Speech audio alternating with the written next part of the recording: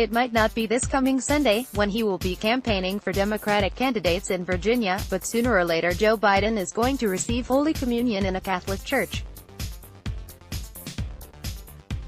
That fact may explain why Biden reacted with equanimity after a priest in South Carolina alerted the media this week that he had denied the sacrament to the former vice president because of Biden's support for legal abortion.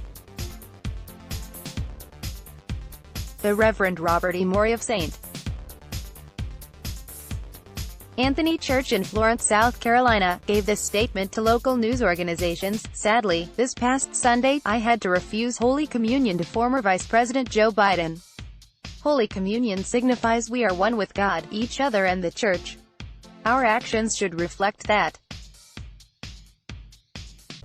Any public figure who advocates for abortion places himself or herself outside of church teaching. As a priest, it is my responsibility to minister to those souls entrusted to my care, and I must do so even in the most difficult situations. I will keep Mr.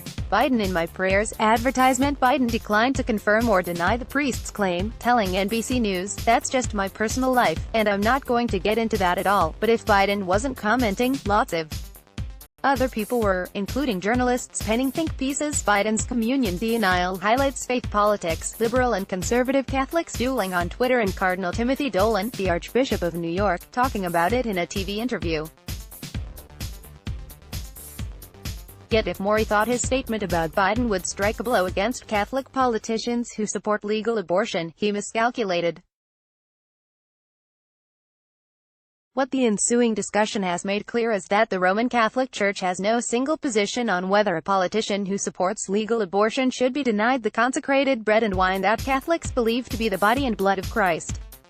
Dolan told Fox News that Morey had a good point about the problem posed by a politician who seeks to receive communion even if he is publicly at odds with a major church teaching. But Dolan indicated that he wouldn't withhold the sacrament in a similar circumstance. Advertisement. "I'm not up there as a tribunal, as a judge, distributing Holy Communion," Dolan said. "I'm there as a pastor, as a doctor of souls." Dolan's comment echoed the view of Cardinal Roger Matheny, the retired Archbishop of Los Angeles. In 2011, Matheny told The Times' Tim Rudden, "It isn't for us to guess at what's on someone's conscience." Other bishops disagree.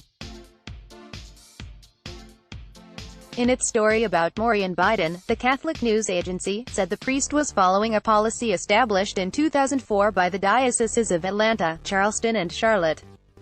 The fact that the hierarchy is divided on this question is supported by a visit to the website of the U.S. Conference of Catholic Bishops.